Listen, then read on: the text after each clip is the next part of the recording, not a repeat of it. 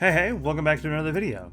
A little while back, I did a video ranking every single classic Mega Man game, well, the mainline numbered console games anyway, simply because I really like Mega Man, and the old reviews I did are both private and very, very bad. I fully intended to cover the other Mega Man sub-series after that, but it's been 3 years and I still haven't gone back for the others.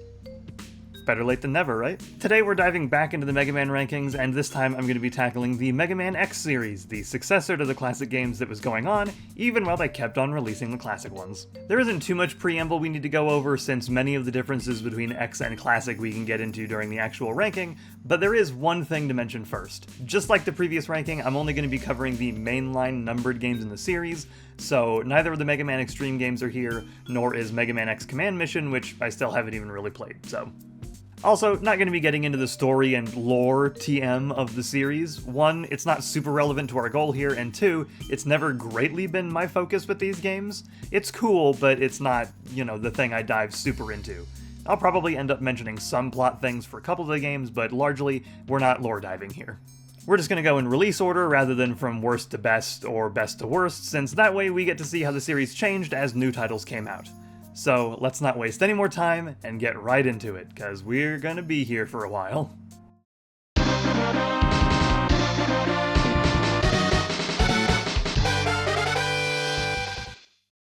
Mega Man X first released on the Super Nintendo in 1993 in Japan, the same year that Mega Man 6 released on NES. As a result, X was a pretty big leap visually from the classic games, what with all that 16-bit power the SNES was capable of. X also introduced a dash mechanic, allowing you to get around levels quicker than the NES games, and there's a nifty upgrade system where you can find items to increase X's capabilities. You've got heart tanks that refill X's life bar, sub-tanks that are basically like E-tanks from the classic games in that they refill your health, except these stay in your inventory and you can refill them by grabbing health pickups when you're already at full health. The most important items though are the Dr. Light capsules. These grant X major upgrades like the ability to break blocks with his head, charge up his buster even further than it already goes, and the X-series trademark, the aforementioned dash. With these, there's almost a Metroidvania sort of element to Mega Man X. It's not literally a Metroidvania, of course, but the game does expect you to really explore the stages to find these capsules, some of them even requiring you to have found other ones to reach in the first place.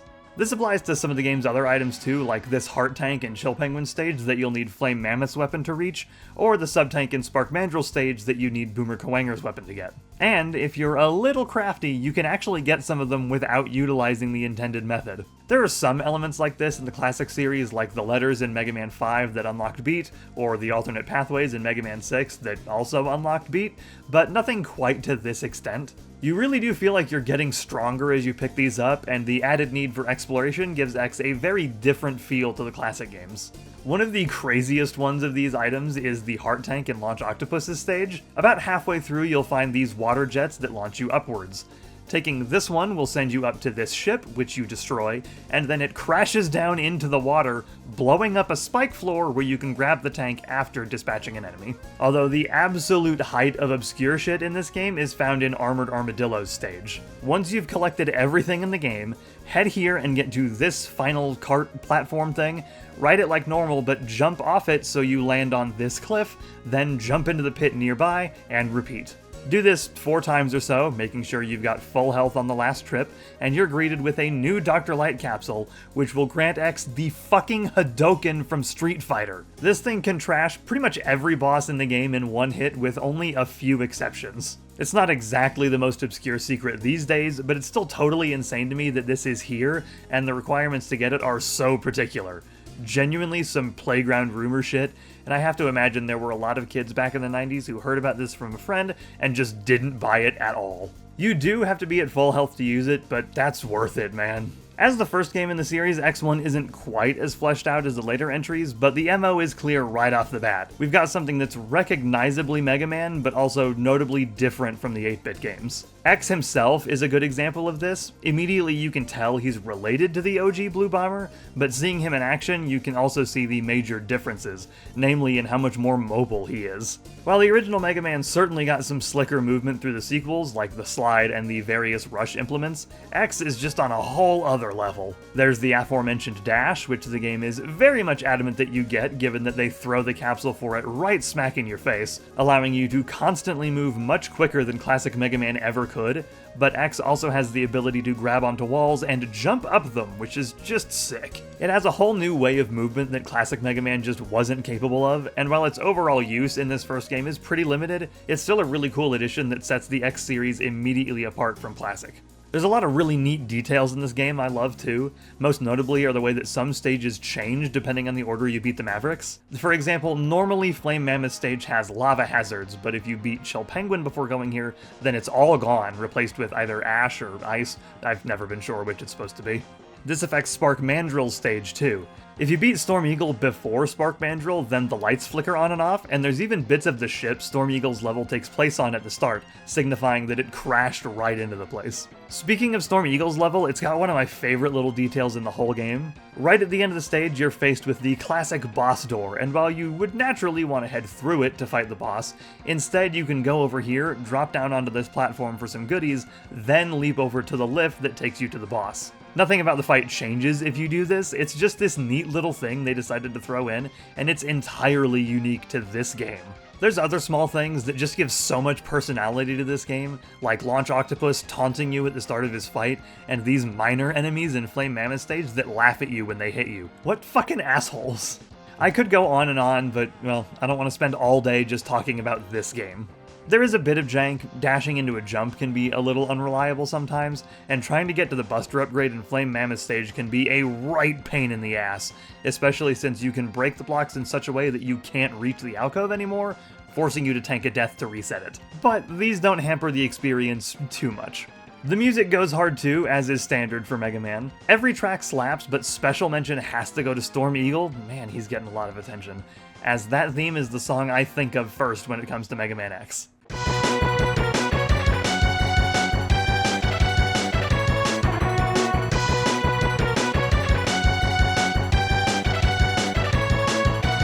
Shout out to this part that always makes me think of Open Your Heart from Sonic Adventure.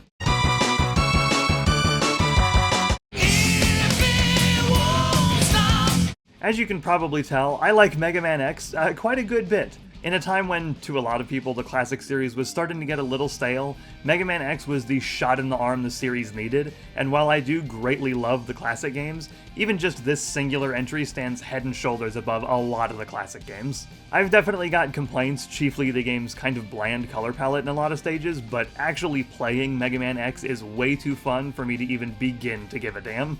I'm tempted to throw this game into a high B tier to give us a solid neutral ground to start with, but I just can't bring myself to do that. It's gotta go in A tier.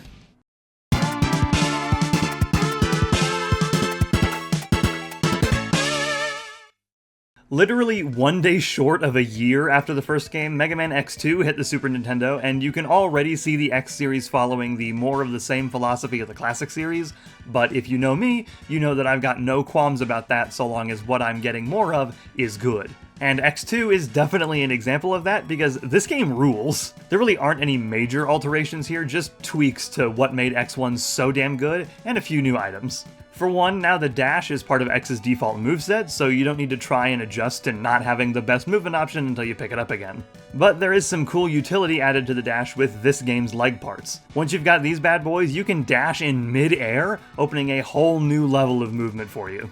You can get a lot of use out of this, whether it's just correcting yourself if you jump too short, or using it to grab some more items. The other armor parts vary in usefulness. The Buster upgrade is rad as fuck, letting you store an extra charge shot if you so desire, or letting you fire off both for a pretty meaty strike. The chest parts are alright, since they not only reduce damage, but also grant you the Giga Crash, a screen nuke that charges up as you take damage from projectiles. The head parts, though, are pretty damn lame. They do reduce weapon energy consumption by half, which is great, but its primary use, searching for hidden pathways, is pretty close to useless. Now, I have played this game a lot, but even on my very first playthroughs, I can't recall a single time I ever used this, outside of when you get it and the game literally makes you use it. Like with the first game, you're going to be looking around the stages a good bit to find all the upgrades, and some of them get a little tricky. Not impossible to find, but they definitely got cheeky with them, like hiding a heart tank in the wall at the start of Wire Sponge's stage. X2 also adds something new to look for in the form of recovering Zero's parts. Yeah, after Zero blew himself up in the first game, I guess his parts got scattered all over the place, and you're on the hunt for them. But the X-Hunters, this game's chief antagonists, are also looking for them, and you'll need to find their boss rooms and fight them to get the parts. Truthfully, I'd never bother with these. I'm a stickler for my preferred order in the Mega Man games, but the X-Hunters' whole gimmick is that they appear in random stages, so if you want to go after them, you gotta jump all over the place, and I'm just not about that life. Plus, the only thing getting them really does is avoid a pretty simple boss fight with Zero in the castle levels, so it's really not all that worth it if you ask me. Everything else, though, is pretty much worth grabbing, but that's sort of a no-brainer.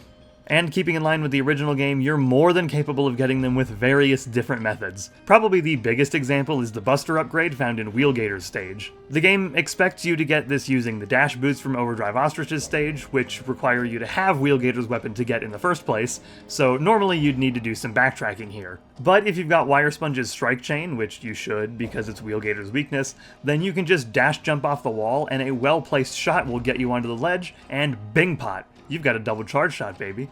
You can even do this without strike chain, but that's a little beyond my skills. I tried for 20 minutes and could not get it. X2 does end up having a good bit of backtracking, at least with the definitely suboptimal way I go through the game, but there's a lot of ways to get around that stuff. Up until I was working on this video, I was certain you at least had to revisit Bubble Crab's stage, since the sub-tank here expects you to use his weapon to grab it. But it turns out with a really specific jump and some water skipping, you can totally get it on the first go. So yeah, if you do everything right, you can actually get through X2 without ever revisiting a stage, which I'm pretty sure doesn't apply to any other game in the series. Like the Hadouken in the last game, X2 has its own crazy powerful Street Fighter thing for you to pick up. Same rules as before, make sure you've got everything else in the game. Then once you find yourself in the second X-Hunter Castle stage, take this alternate pathway and avoid some tense spike hallways, slide down here, and as long as you've got full health, you'll get another light capsule, this one containing the Shoryuken.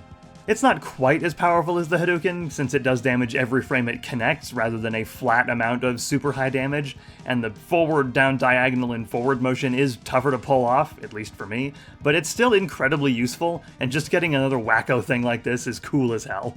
X2 sets itself apart from the original by having a lot of gimmicks spread throughout its stages. Wire Sponge has this weather thing where it goes from sunny to rainy, and you can even change it yourself with certain weapons.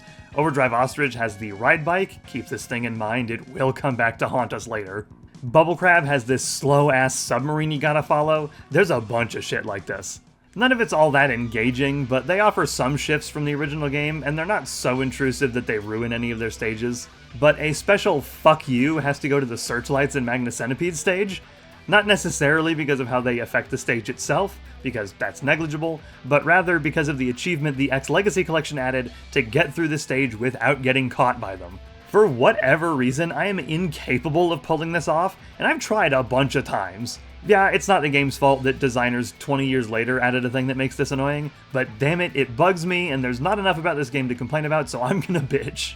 If there is one straight-up bummer going from X1 to X2, it's that we've lost that cool feature of the boss order affecting certain stages. It would have been really cool to see this game expand on that, but no dice. Once again, X2 has a pretty rockin' soundtrack, maybe even better than the first game's, blasphemous as that may be to say. It's hard to really put into words, but the songs in this game just have this feel to them that is very Mega Man X2. You can just tell the songs are from this game, immediately setting themselves apart from the first game's OST. Special mention goes to Magna Centipede's theme for this almost speed metal kind of vibe.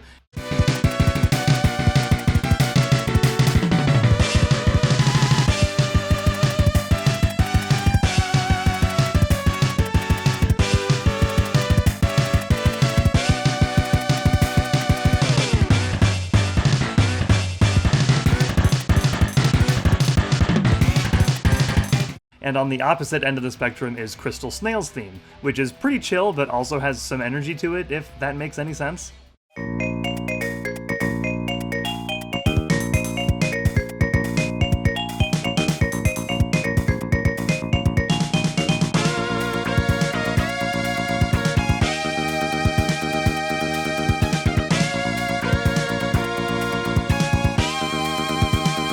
Mega Man X2 is, to me, the definition of a perfect sequel. It's more of what made the original game good, plus a few new tweaks and whatnot to give you more bang for your buck. It's a bit of a jump, but X2 goes up to S tier easily. I love this game. Also, never forget Green Biker Dude.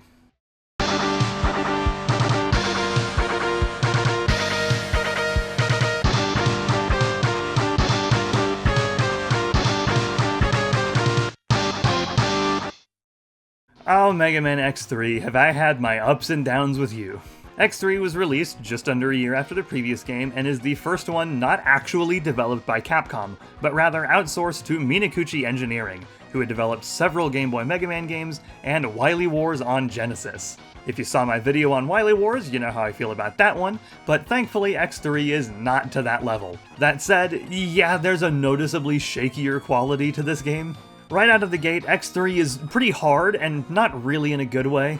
Enemies do a lot of damage to Vanilla X, and when you've got this tiny health bar, it's not unlikely to take just a few hits and turn into Orbeez. Enemy placement isn't always the best either, they tend to be in exactly the worst spots, and it all feels kinda haphazard. A lot of damage I end up taking feels like it's largely as a result of the enemy placement, and that leads to a bit of frustration sometimes. But on the opposite end of things, the bosses tend to be piss easy. They can be a little tough on your first go, but once you realize how badly their weaknesses fuck up the AI, they're a cakewalk. Neon Tiger is probably the best example. This guy used to give me so much shit on my first few playthroughs, but just a single hit from his weakness sends him up to the wall, so you can just hit him, turn, rinse and repeat until he's dead. Crush Crawfish still gives me trouble for some reason, but by and large the bosses are a whole lot easier than the stages themselves. I tend to suggest, especially on a first playthrough, going through Bilzard Buffalo and Toxic Seahorses stages, since they're pretty easy and you can get your hands on a couple of items right from the get-go, then dipping into a bunch of other stages to grab heart tanks and armor parts and whatnot to make the tough parts just a bit easier. You're still going to take a good bit of damage until you get the chest parts, which increase your defense, but having a bigger health pool definitely helps make it more manageable. Not helping this is how stingy the game is with health drops. It's not impossible to go through a whole stage without an enemy dropping any health, so you're reliant on whatever's already placed in the stage, which isn't super reliable. This means you'll also be going a good while without being able to easily refill sub-tanks, so you can't really count on being able to refill health by yourself in a pinch. This issue really rears its ugly head if you get unlucky enough to encounter Bit or Bite, two new bad guys that start randomly showing up in stages after you take out two Mavericks. If you come across an empty room like this is a spot where Bit and Bite can show up, and in my experience, they tend to show up exactly when you don't want them to, when you're really low on health or just trying to grab an item. They aren't super difficult bosses, but the suboptimal conditions you'll usually encounter them in makes them kind of a pain in the ass. You can sort of mitigate some of the difficulty though, because X3 is the first game in the series where you can play as everyone's favorite fabulously haired, green-nippled sword guy, Zero. And this bit at the start of the game is really some of the only footage I have of this, because Zero is not really worth playing as in this game. Yeah, he does make the game a bit easier because he's crazy strong, but he can't fight bosses, can't pick up X's upgrades, and if he dies, then he's dead for the whole rest of the game, and you can't use him again. It's a cool novelty, but yeah, Zero is not worth it. Well, that's not entirely true, as there is exactly one reason to use Zero. In the second Doppler stage, once you come to this boss door, if you swap to Zero, then the game will actually let you fight the boss within as Zero, the only time in the game where you can do this. Once you beat it, which is piss easy by the way, it injures Zero and he hands a Z-Saber over to X, giving us one of this game's two equivalents to the Street Fighter moves from before. It's not quite as powerful as those, but it does do a fuckload of damage, and you don't even need to be at full health to use it since it's just another level to X's charge shot. It is some pretty cryptic shit to find though, since like I said, no other boss in the game can be fought as Zero, and there's literally no indication that this one is any different. And that's adding on to the fact that this boss doesn't even show up if you didn't first find one of the hidden teleporters to the secret factory stage and beat Vile, who's waiting inside. And even that's not quite enough since you specifically need to beat Vile with one of his weaknesses, Ray Splasher or the Spinning Blade, for this to work. The Hadouken and the Shoryuken are obscure too, but this actively requires you to go against what the game taught you about Zero not being able to fight bosses. It doesn't ruin the game, but it definitely feels like the devs didn't have time to fully think this through. Anyway, playable Zero is not the only new thing, as X3 adds a whole bunch of new shit to find, in addition to the returning upgrade categories from the last two games. The first of these comes in the form of ride armors, big hulking machines that will protect X himself from taking damage. There are 4 of these to find, but you'll need to grab this first one in Blast Hornet stage before you can get any of the others. These seem like they'd be really cool, but they're so slow and usually only available for short periods of time that I never found them all that useful. The best use for them is grabbing the Heart Tank in Crush Crawfish's stage, and funnily enough, another Ride Armor in Toxic Seahorse's level. Our other upgrades are the upgrade chips found in 4 pink Dr. Light capsules that further upgrade the abilities you'll get from their regular armor parts. While a lot of these are pretty useful, do not, and I cannot stress this enough, do not pick up any of these if you find them. You can only grab one of them with the others disappearing if you grab one, and if you do it, it'll lock you out of getting the golden hyper chip armor, which is just strictly better than the chips since it grants X the abilities of all 4 of them. The hyper chip armor is this game's other equivalent to the Street Fighter moves from the last 2 games, by the way. And this one is a bit more simple to get than the previous 2. All you need is every item, obviously including the individual chips. Then when you get to this part of Doppler Stage 1, slide down this hole, and as long as you've got full health, you can grab the armor. So if you see a pink capsule in a Maverick stage, ignore that shit, because this armor is what you really want. And, as much as I kind of hate to say it, even the regular armor parts aren't free of being useless.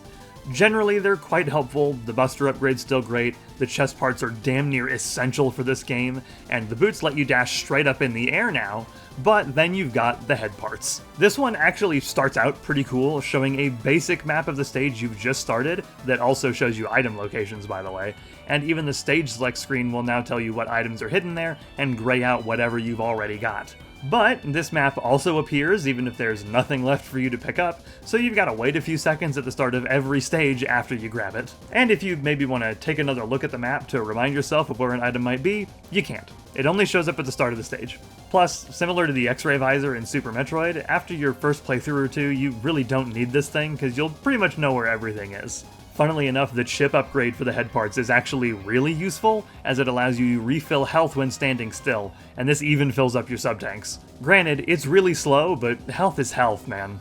Now, despite all those complaints, there are upsides to X3. For one, the music is once again pretty solid, although it's in a very different category to the first 2 games. There's a more industrial sound to the tunes in this game, and the heavy crunch gives us yet another notably unique X soundtrack. You'll know when you're hearing an X3 song, for better or worse. It's not going to be up everyone's alley, but I quite like X3's soundtrack, even if I don't really think it stacks up to the other 2. Shoutouts to Zero's theme, which is effectively awesome for the significantly more popular character.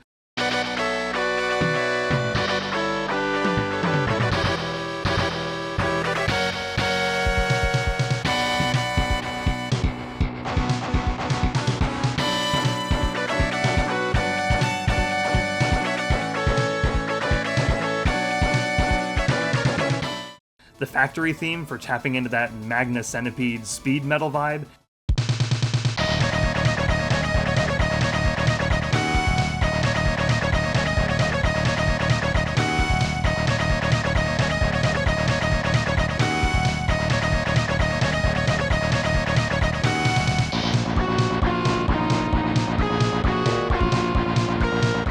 And of all things, the Get Weapon music.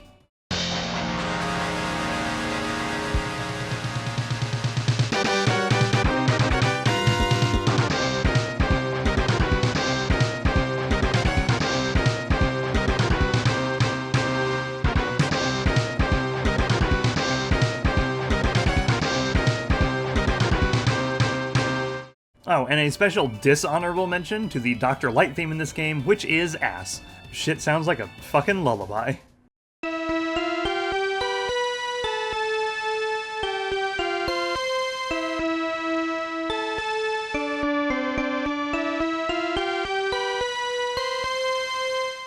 This game also does sort of revisit that stage variation mechanic X1 had, though it only affects one stage to my knowledge. In Gravity Beetle's stage, there are these crates at the start blocking off the Heart Tank. These disappear after you beat Blast Hornet, and it also changes these enemies for some reason. It feels like there might have been more planned for this that never got added, because otherwise it is deeply bizarre to me for this mechanic to be implemented, but only for this one stage. Still, seeing it again, however brief, is pretty neat. Even with the game's wildly varying difficulty and noticeable levels of scuff, I still have a good bit of fun with X3. Maybe it's just because I'm used to it thanks to several playthroughs at this point, but I've sort of accepted that wonkiness as part of X3's charm, and it really doesn't bother me much. Not everyone is going to think that way, and that's fine, but I have a good time with X3, rough edges and all. It is definitely the weakest of the SNES games, and for all its flaws, I'm almost tempted to put it in high C tier, but I just can't do that. It's gotta go B tier for me.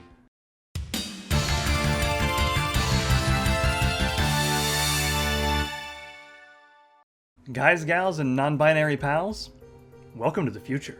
We've left the SNES behind, and as of Mega Man X4, we find ourselves on the Sony PlayStation, where we're going to be sticking for the next couple of games. With the unlimited power offered by the magnificent CD medium, X4 was able to focus a little bit more on its story with some very... You possess enough power to destroy them!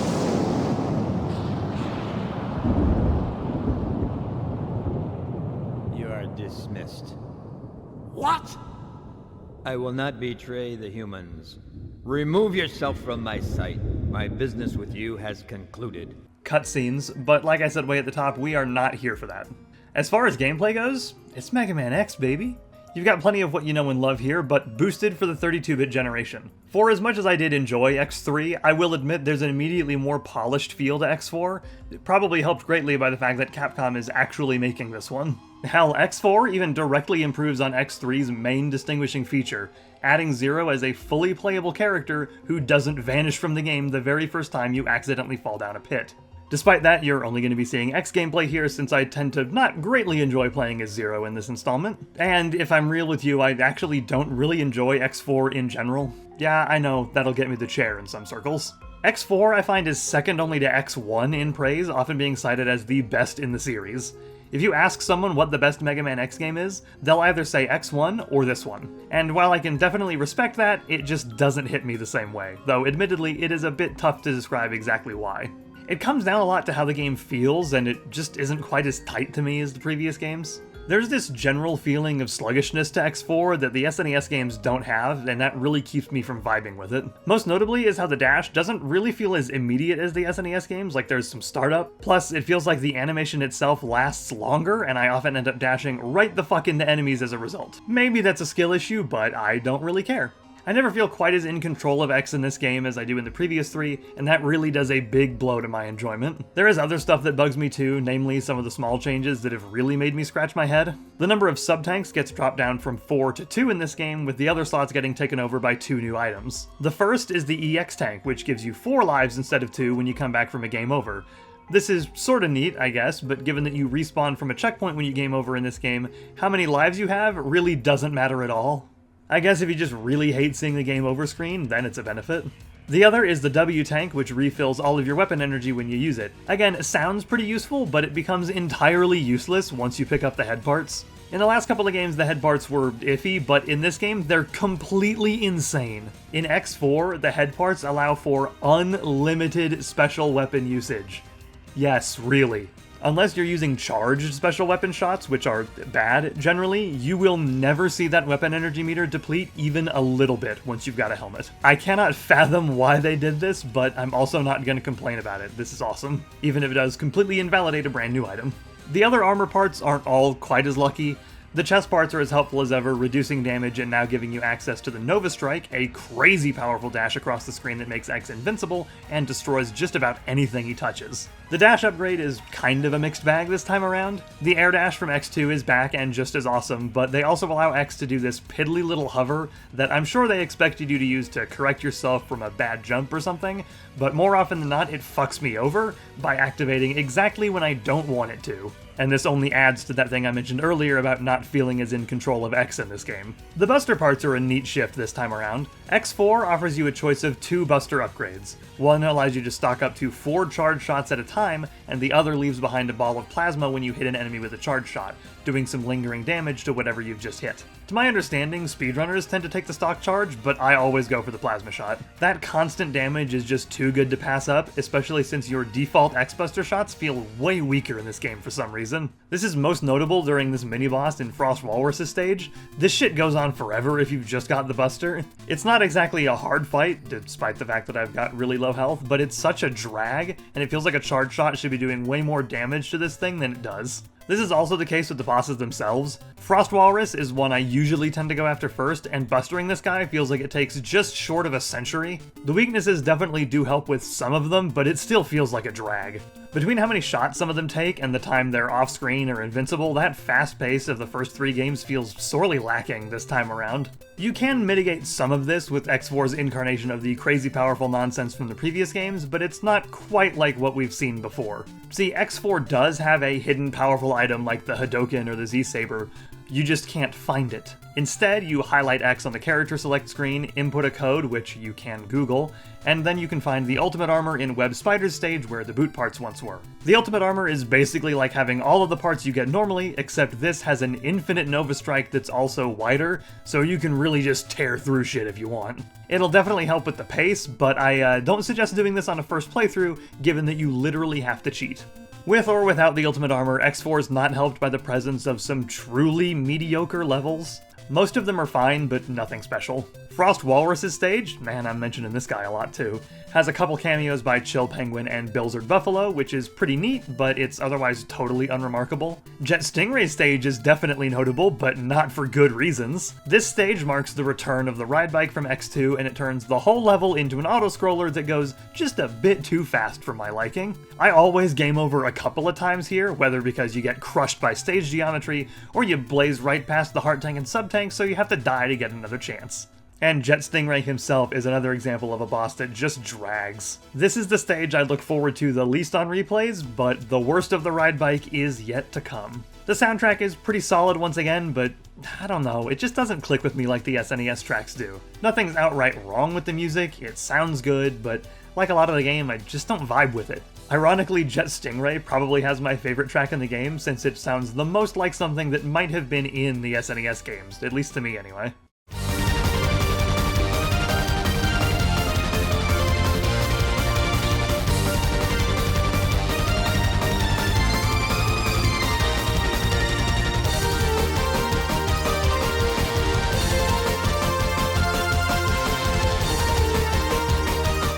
Frost Walrus has a pretty solid set of themes that effectively give off the ice sort of sound, like Phendrana Drifts from Metroid Prime.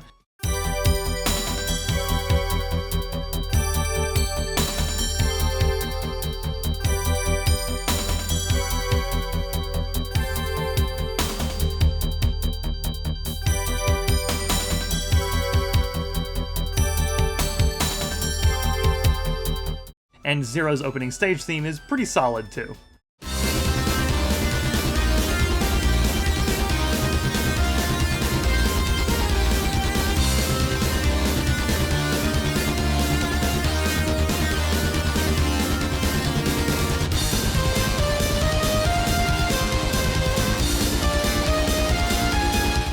I realize I've been kind of harsh on X4, probably more than it really deserves, but I want to be clear that I don't think X4 sucks at all. On the contrary, I'd put this game in the camp of games that I think are good, but I just don't enjoy playing. Like Zelda Tears of the Kingdom, I totally get why people adore this game, it just doesn't do it for me at all.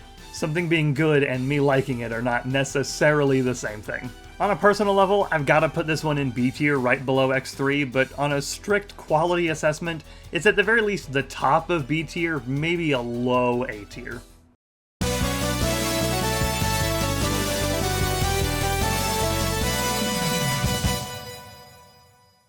Alright, we're into some slightly more complicated territory once again with Mega Man X5. Originally intended to be the final game in the series, given how much time we still have left in this video, you can imagine how well that stuck. First off, yes, this is the game that has the funny Guns N' Roses names for the Mavericks, at least in older versions of the game. I'm playing these through the X Legacy Collection on Switch, so I'm going to be using the names that are present here, especially since I tend to like those a little bit more. Except Duff McWhalen, that's a way cooler name than Tidal Whale, and I will never forget the Duff Man. Anyway, X5 actually brings a good bit of new stuff to the table, the first of which can be seen as soon as you hit the Maverick selection screen. Yeah, we've got a time limit here. If you know me, you know that time limits in games, especially game-spanning ones like this, or the one in Majora's Mask, are kind of a pet peeve of mine, but luckily the time limit in this game is actually kind of a non-issue. The timer ticks down by an hour every time you enter a stage, and you can take as long as you like in that stage without needing to worry about it. Even getting a game over won't affect the timer, it only ticks down when you enter a stage. The timer does get a little bit stingy when you're revisiting stages to collect more items, but you can hold off on doing the backtracking until you've unlocked the final castle levels. Then the timer disappears altogether and you don't even need to worry about it anymore. I do think it's a dumb mechanic, especially given how simple it is to make the thing completely irrelevant, but at least it's not a gigantic pain in the ass. Speaking of items, this is where another of X5's changes comes to the forefront. All the stuff we're familiar with is still here: heart tanks, armor parts, the completely useless EX tank, but now there's more, specifically with the armor parts. X5 gives you not one, but two sets of armor to complete in the form of the Gaia and Falcon armors, so you've got a capsule to find in every single stage of the game. Finding armor parts in this game is a lot less cool than in previous titles, if I'm honest. You don't get to wear the stuff piecemeal anymore, you have to find all 4 pieces of each armor set before you can wear either of them. I guess this was their way of figuring out how to handle giving you 2 armors in the first place, since you can't mix and match, but it just completely undermines the experience of getting more abilities as you progress that you got from the first 4 games. I feel like they could have just given you a text prompt asking if you wanted to swap to the new armor, but I've got no clue if that was even feasible. The armors themselves are a mixed bag. The Gaia armor gives you a big defense boost and immunity to spikes, which is pretty cool, but in exchange you've got piss poor range, slower movement speed, and you can't use special weapons. You'll need the Gaia armor to grab a few items that are locked behind these blocks, but it's really not fun to use if you ask me. The Falcon armor, on the other hand, absolutely fucking rocks. It gives you more special weapon ammo, its charge shot is the only shot in the game that can go through walls.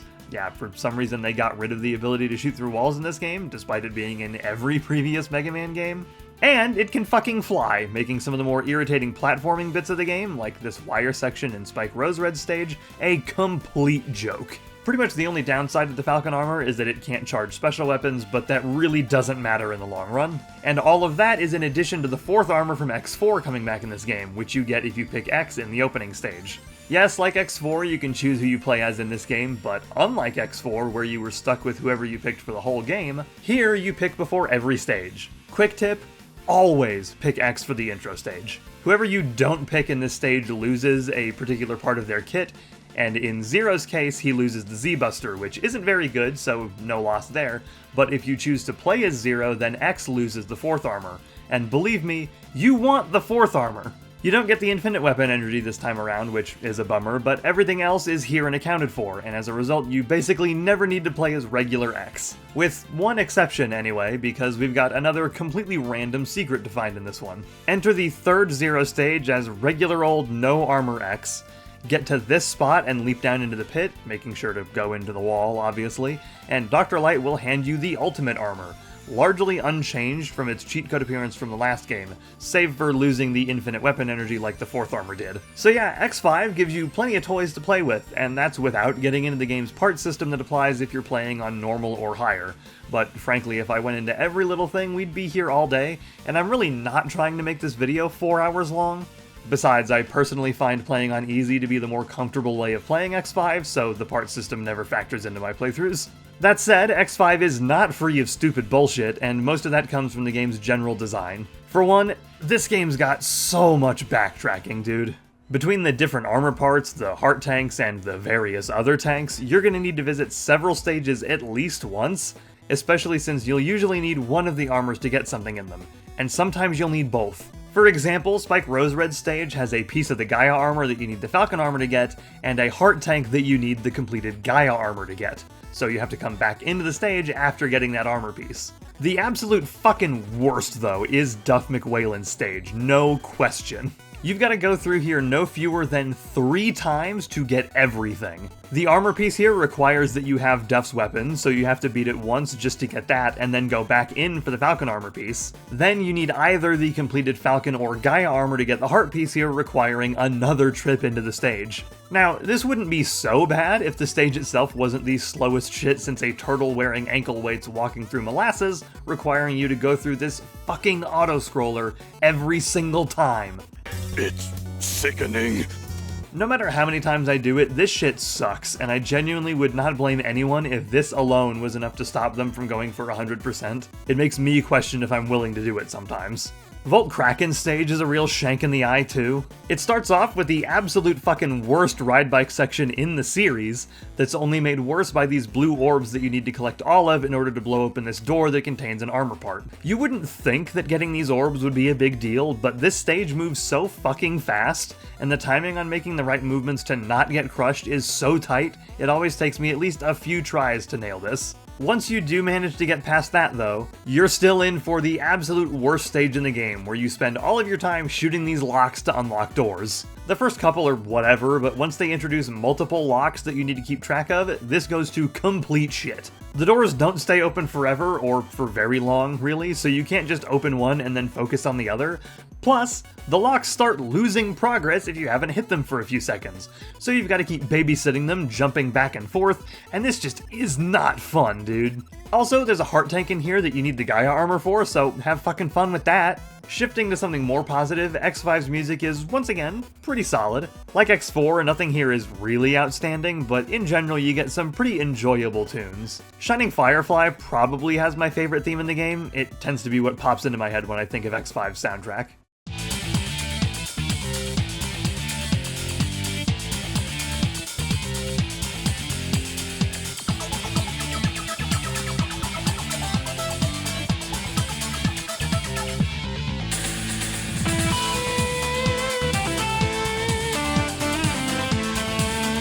Duff McWhalen has a pretty nice remix of Bubble Crab's music from X2, but frankly, I end up hating it after having to go through this stage for all that backtracking.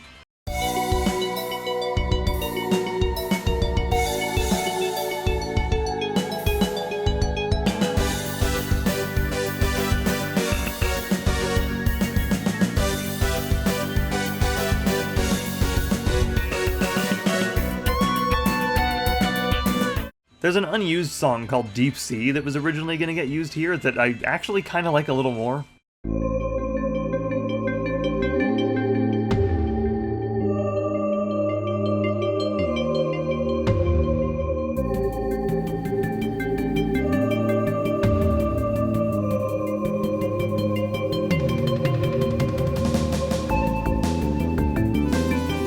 Also, super weird note, but I really like the stage clear jingle in this game. It just sounds so unlike the rest of the series.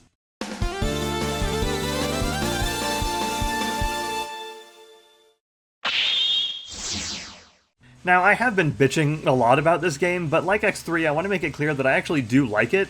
It's just there's a lot of irritating shit in there, some of which I didn't even touch on. X5 tends to be one of the more divisive games in the series, and even as an X5 enjoyer, yeah, it's really not hard to see why. This one's actually really hard to nail down a placement for, in my opinion.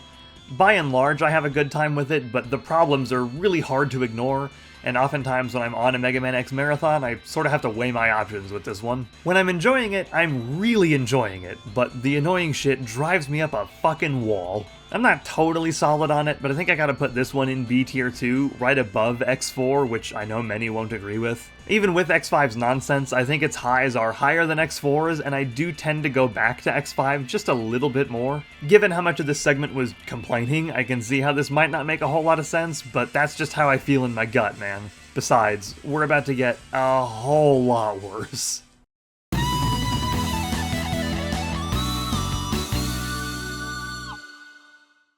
Ah, Mega Man X6, you piece of shit.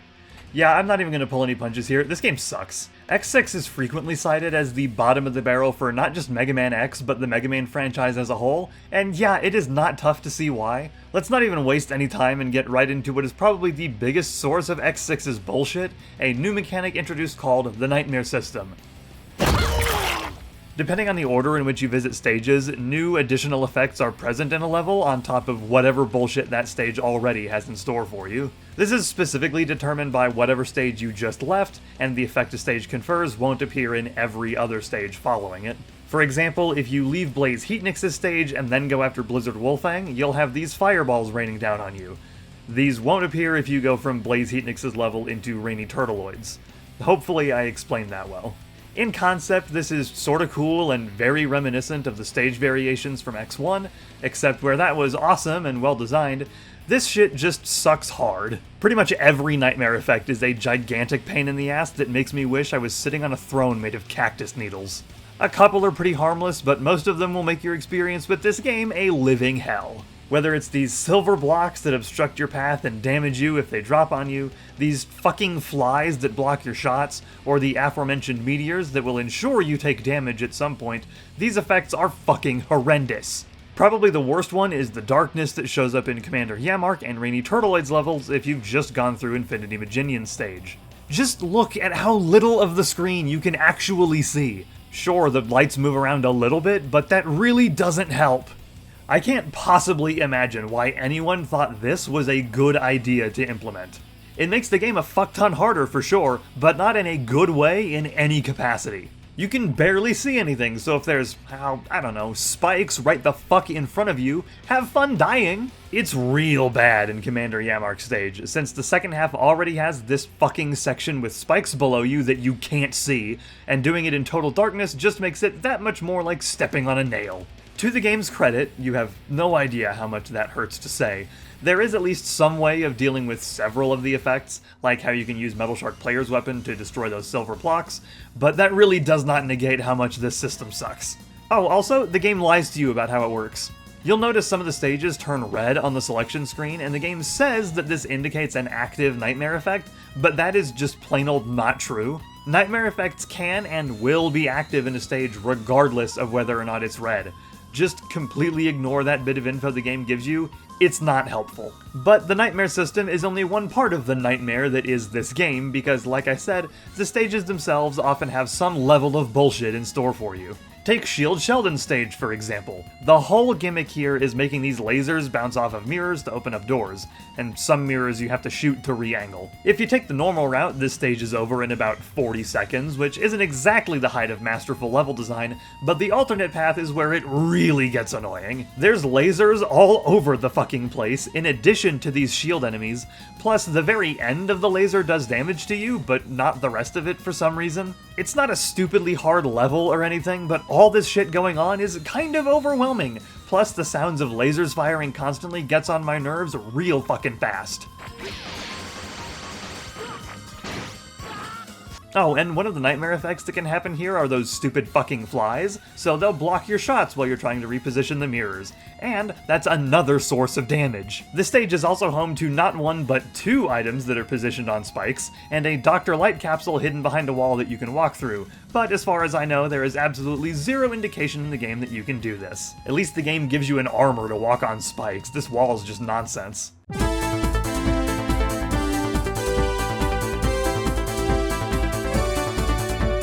Blaze Heatnix's stage is a total shit show, with the vast majority of it being made up of fights with these giant donut things that are the exact opposite of fun. Especially this one, where you've also got to deal with a slow-ass auto-scroller and instant-kill purple lava. Look forward to just a boatload of fun if you've got the nightmare effect that's the flies, too. Infinity Maginian stage is pretty crap too, largely just being a downward slope, but also because it features one of the most brainless aspects of X6's design, the placement of these Reploids you need to rescue. Right, I should probably explain that whole thing real quick. Basically, in every stage there are a handful of Reploids hanging around that need to be saved. Rescuing them not only heals you a bit and gives you an extra life, but certain Reploids also carry parts, which you can equip for a variety of additional abilities, like a faster charge, using less weapon energy, stuff like that. This was also a mechanic in Volt Kraken and Spiral Pegasus' stages in X5, but they were basically just one-ups, which is why I didn't actually mention them before. In this game, the mechanic has its own bullshit, since Reploids can be permanently killed by these squiddy guys, but I don't want to be here all day going over every last bit of shit in this game. Just know that this is a gigantic pain in the ass. It really should just be this game's mantra. Anyway, back to my original point, Infinity Maginian stage shows off a shitload of Reploids just floating in midair, several of them over this huge-ass bottomless pit in the alternate pathway. This is a consistent issue with the game. Reploids are just thrown all over the place with no real thought to their location. Floating over pits, hanging out on spikes, it's just nonsense, man. Yeah, not really that big a deal in the grand scheme of things, but I think it really shows how thoughtless a lot of the design of this game was. It's often claimed that X6 was rushed, and yeah, there's only a 9-month gap between the North American releases of X5 and X6, but in Japan there's about a year between them, which is not uncommon for this series. There was only about a year between the releases of X1, 2, and 3, so I kinda doubt dev time was the problem here. I think just plain old incompetence fucked this one up. The absolute king of annoying stages in this game, though, is Ground Scaravich. The whole gimmick here is that there are these totem pole things that teleport you to various subsections of the stage. What section you get taken to is completely random, which doesn't sound too bad on its own, but one of the sections has a heart tank, and another has a Dr. Light capsule. So, it is entirely up to chance whether you can get either of those items, and it's a very real possibility that you can replay the stage over and over again and never see one or both of them. I know this because it happened to me! My first attempt at recording this game saw me getting the heart tank on my first go, but not the capsule. Cue me running through the stage for like half an hour trying to get the section with the capsule to show up, and it just not fucking happening. I genuinely saw subsections I'd never seen before trying this. It's utterly insane. I got way luckier on the second recording attempt, but it's still amazingly stupid to tie those items to the game just deciding to give you those sections of the stage. Plus, some of these subsections are more showcases of this game's bizarre level design, like one that has a chasm that you need an air dash to clear, so hopefully you didn't come in here as no armor X. If you want a pro tip, before you even start the game, there are some ways to make it marginally more fun. For one, just set the game to easy. You lose literally nothing for it, and some of the wilder damage values get way toned down. And the second tip, while you're highlighting game start on the title screen, hit left 3 times, then right, and you'll nab yourself X's ultimate armor, with which you can mostly toss this game right on its stupid ass. There's still bullshit to deal with, but these two things are going to make the game a bit more manageable. For all of this game's stupidity, it does actually have a handful of bright spots. For one, the Maverick designs are top-notch, mostly anyway. Despite his pretty silly name, I really dig Shield Sheldon's design. Rainy Turtleoid is pretty cool and proper huge. Just look at this absolute unit. And Blizzard Wolfang might just be one of the best designs in the series. Mega Man Zero even took basically this design and decided to make it even cooler, pun not intended. The absolute highlight, though, is the soundtrack. X6's music is, and I say this with no sarcasm or disingenuity, absolutely fucking amazing.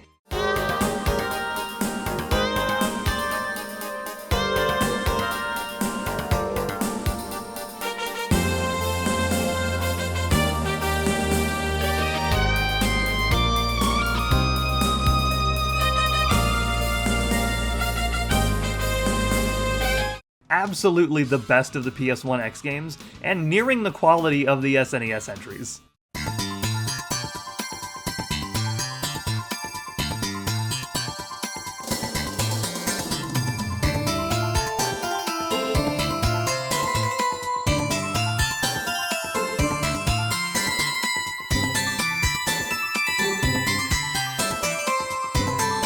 Every track kicks ass, except for Ground Scaravich's theme, and it's got some genuinely incredible guitar shredding in spots. Blaze Heatnix might have a horrendously bad stage, but that music almost makes it worth it.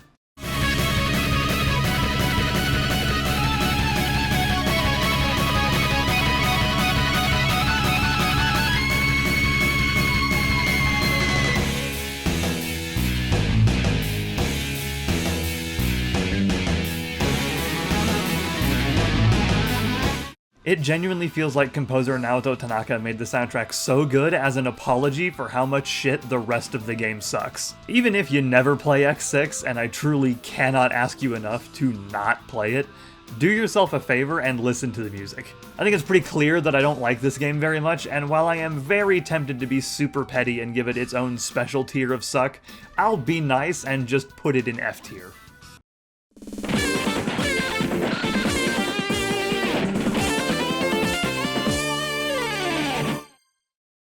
Potentially controversial take, but Mega Man X7 is a step up from X6, although not a very big one. X7 marks the series' transition away from the original PlayStation and onto PS2, and we're in 3D now, sometimes, and it does not work out super well. Much like X6, I'm not gonna mince words and just say straight out that this game sucks, man. And you can see some of the problems right from the intro stage. For one, you've probably noticed that X is nowhere to be seen. That's because he's not playable in this game, at least at first. You heard that right. In Mega Man X7, you cannot play as Mega Man X right from the get-go. There is an in-story reason for this, namely that X is so tired of fighting, which is an aspect of his character they've set up before, that he just decides to not Instead, the game gives you Zero and newcomer Axel to play as for a good chunk of the game, and you can actually switch between the two on the fly, which is admittedly pretty cool.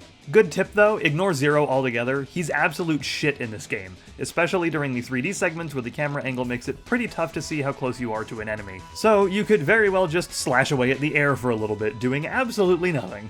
Zero's double jump is useful sometimes, but most of the time you're going to be playing as Axel between the two. He's got the long range, he can hover, he can copy enemies, although it's not really that useful, and just a couple of upgrades makes him way more powerful. Oh yeah, there's upgrades in this game, and to get them, we have to welcome back everyone's favorite mechanic. Rescuing Reploids is back for the third time for some fucking reason. As Aelia will tell you literally every single time you get to the upgrade screen, Reploids give you valuable chip items. Use them to power up abilities. Again, until you've got X, just give them to Axel. Zero sucks and he's not worth giving them to. Now, this mechanic sucked ass in X6, and it sucks pretty bad here too, since it's even easier for Reploids to get killed. In the last game, only that one very specific kind of enemy could kill a Reploid, but in this one, any kind of enemy or hazard can do it. So if you see one, you better fucking gun it and hope you get there before they get killed, because if they do, that's it, they're gone for good, and you're gonna have to reload your save to try again. And you really want to rescue these guys because in addition to giving you upgrades, rescuing 64 of them is one of the ways in which you can finally get X as a playable character. This number is pretty easily achieved by getting either all 16 Reploids in 4 stages or just going into each stage and grabbing a handful until that all adds up to 64. Then bam! You can actually play as the fucking main character of the game. Pretty much no matter what though, you're not in for a fun time here. I'm gonna be real with you folks, I didn't even bother recording all 8 Maverick stages for this game. X7 is such a slog to play. It's not as incompetently designed as X6. The level design doesn't feel barely tested, it's not as much a fundamental failure as X6 is, but it is deeply boring. None of the levels are in any way interesting, visually or otherwise. The Mavericks are bland as hell. The music is so empty. It's all just so blah. And it's not helped by how little damage you do at the start of the game. You're just gonna sit there spamming the attack button, or holding it down if you've got auto repeat on, and waiting until the enemy dies, or the heat death of the universe, whichever comes first.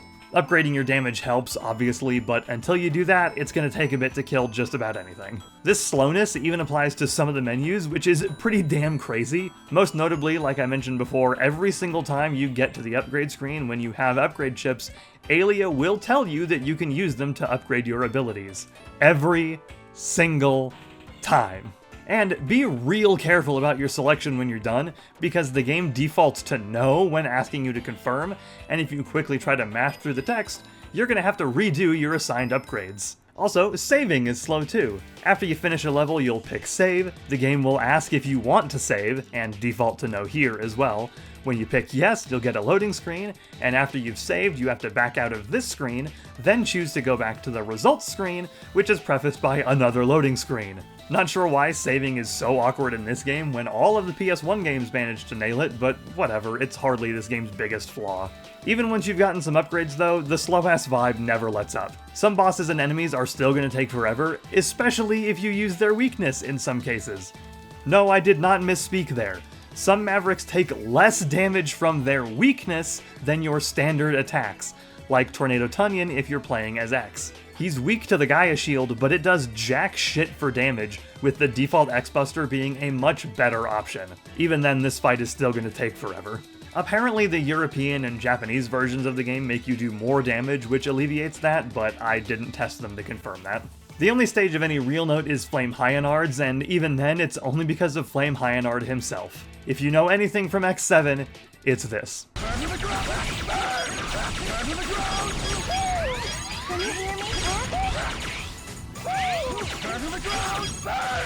From the start of the fight all the way to the end, you're gonna be hearing this guy shouting constantly.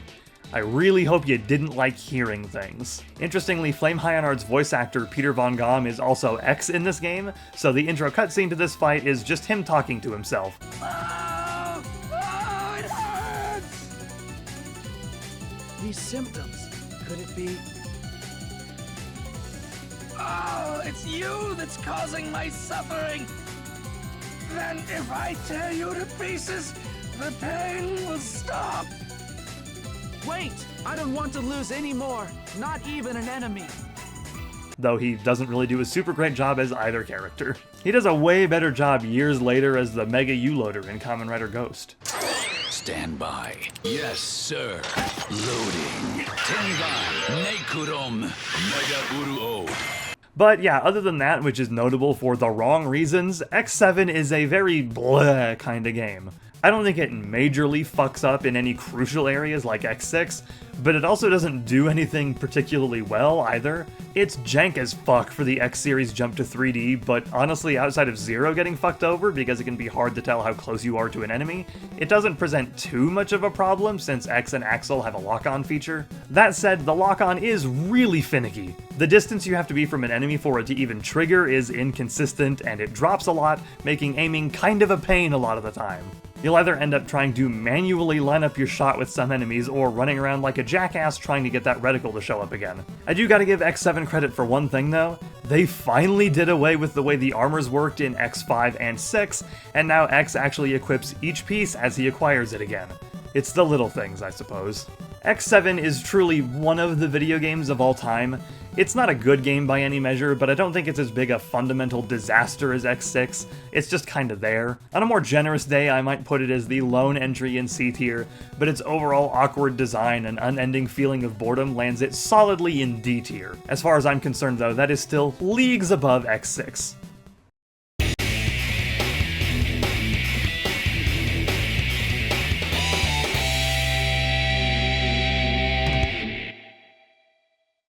Alrighty, here we are at the, so far, final game in the series, Mega Man X8, released for the PS2 in 2004. Thankfully, they dropped X7's 3D gameplay, mostly, so we're back to good old side-scrolling Mega Man goodness. Again, going right from the intro stage, this game already feels so much better than X7 in a lot of ways. Movement is more snappy, it doesn't feel incredibly sluggish anymore, and shock of all shocks, you can actually play as X from the start of the game.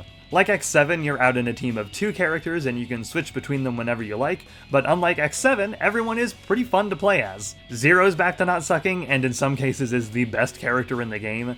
Axel's largely unchanged from X7, and X is what you've come to expect by this point. Each character can get even better with the returning upgrade system, but there are no Reploids to rescue in this game, thank fuck. Instead, you'll be picking up medals from defeated enemies and spending them to develop chips in between stages. You've got upgrades that apply to everyone, and ones just for specific characters. Obviously, you're going to want to grab as many of these as possible, especially since several of the items that could previously be found in stages, like health increases and sub-tanks, are just chip upgrades now. Also, you're really going to want to buy retry chips. These basically serve as your extra lives, and you get a grand total of 5. 2 the game gives you, and 3 you need to buy. If you die 5 times in a stage, it's back to the stage select and you've got to buy those 3 retry chips again. Good thing they're cheap.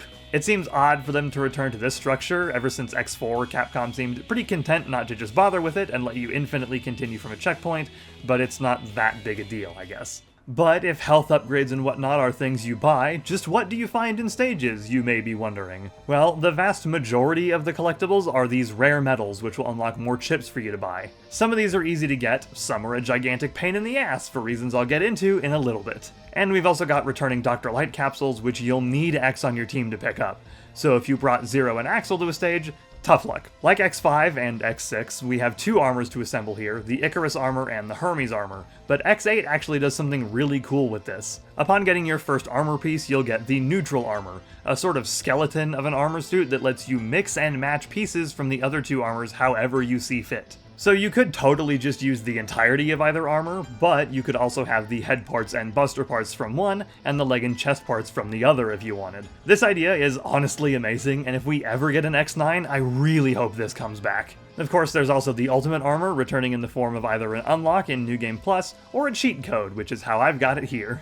Zero and Axel also have their own special armors in the form of Black Zero and White Axel, also through New Game Plus, or being a filthy cheater like me. New Game Plus and or cheating also allows you to play as the Navigators, Alia, Layer, and Palette, once you've purchased their weapons from the chip dev menu, and they play more or less identically to X, Zero, and Axel respectively, just with a few drawbacks, like Alia not being able to use armor parts, Layer not getting any of the benefits from Zero's black armor, and Palette being unable to use Axel's copy shot. Still, it's a pretty cool novelty if nothing else. So yeah, there's a lot of cool stuff about X8, but how's the game as a whole? I gotta give another sort of hot take here. I'm not really a fan.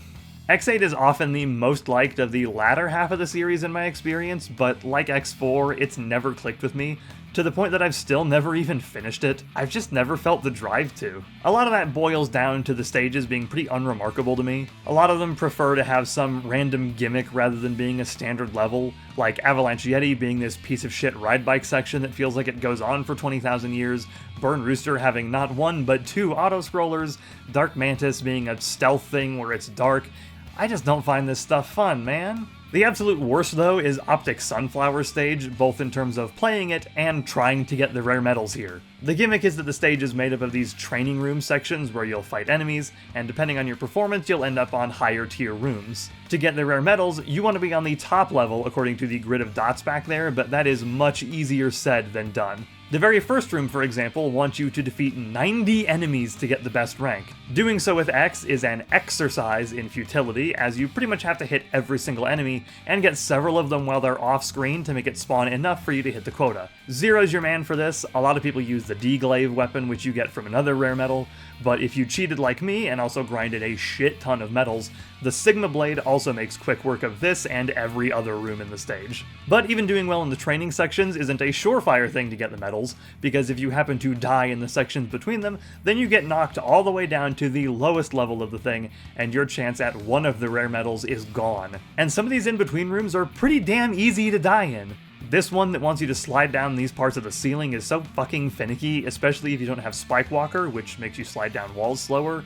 And the final room right before the end of the stage wants you to make this awkward jump between two spikes. If you don't have a prickle barrier, which gives you one-time protection from spikes, there's a pretty high chance this'll kill you, and it's sayonara rare medal. Just over the course of recording this game for the video, I tried to get this rare medal like 10 times, and every single fucking time I died in one of these two rooms. Maybe it's a skill issue, but it's just too much of a pain in the ass for me, man. There is one kinda cool thing in this stage though, and that's that you can fight Cutman from Mega Man 1 here. In the Legacy Collection version here, you just put in a code on the title screen to access the fight, and the PS2 version not only has the code, but you'd also get this if you had a save file from Mega Man X Command mission on your memory card. It's not a tough fight really, but it's still pretty neat. I'm honestly hard-pressed to think of a stage in X8 that I really greatly enjoyed and that I'd want to go back to.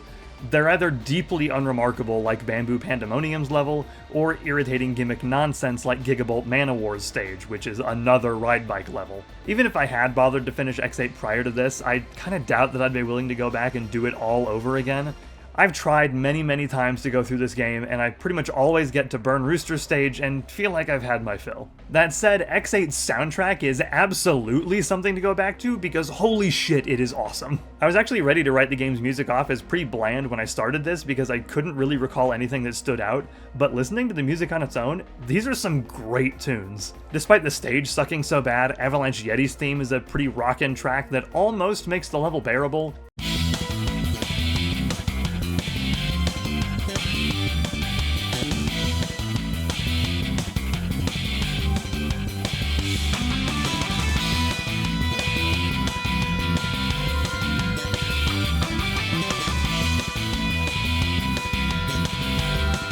Dark Mantis has this atmospheric track that really does sound like it's out of Metal Gear Solid.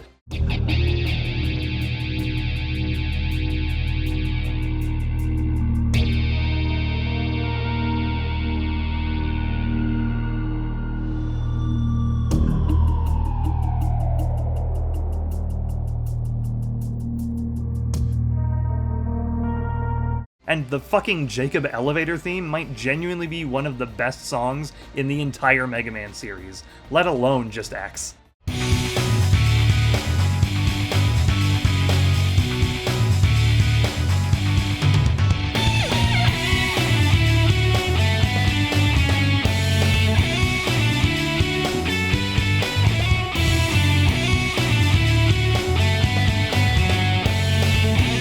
It's actually hard to narrow down just a few songs to focus on, so really do yourself a favor and check out X8's OST. It is an absolute highlight. Also, the opening theme for the Japanese version of the game, Wild Fang, is a total banger too. So yeah, Mega Man X8 is a pretty major step up from X7 and X6, ending the X series on a pretty solid note, but for me personally, I just don't gel with it at all. Like X4, I can totally see why people like this game, and there's definitely some really cool things in it that I'd love a potential X9 to run with, but I just don't find the whole experience all that fun. By no measure of mine is X8 a bad game, it just doesn't really work for me. I feel pretty okay with putting it as our only entry in C tier, but it's a pretty high C, since it is still magnitudes better than the last two, and there's some genuinely really awesome stuff here. Well, here we are, friendos. We've reached the end of our journey, and what a long one it has been. I'm still scripting this, and I'm fairly certain this is the longest video I've ever made. Certainly it is the longest scripted video I've done, and hopefully I don't break that record anytime soon. Despite the varying quality of these games overall, especially post-Super Nintendo, this does actually tend to be my preferred Mega Man series. I've played the classic games a bunch, but the more involved movement and the upgrades and the frankly cooler designs in World of X just appeal to me more. I go back to these games pretty frequently, especially the first three, and it's been a hell of a fun time going through the whole series in a row, even if it did mean I had to play X6 and X7 again. Technically, there is still one more Mega Man X game I didn't cover, that being Mega Man Maverick Hunter X on the PSP. I did consider covering it here, but frankly this video is long enough as it is, and considering that it's not a unique game, but rather a remake of Mega Man X1, I don't feel it's strictly necessary for this video. Plus, I'm not exactly chomping at the bit to replay it, but it'll probably get its time in the sun one of these days, much like Mega Man The Wily Wars. I realize I have some unorthodox opinions presented here. I can't imagine many people would put X3 and X5 above X4, and I've seen many people say that they think X7 is worse than 6, so if you disagree with any of these placements, then fine. I'm not gonna sit here and act like my opinion is the end-all be-all. Go ahead and share your personal rankings if you so desire, just don't be a dick about it. I think I'm done here. I've been recording this over several sessions, as you've no doubt noticed by the fact that I've changed clothes multiple times over the course of the video, and I want to get back to playing Silk Song, so it's about time we wrap up. When next we handle a Mega Man ranking, it'll be for the Mega Man Zero games, which will hopefully not take me another 3 years to get to. That's all from me. I hope you have a good day, afternoon, evening, whatever time it is for you, and I will see you guys next time.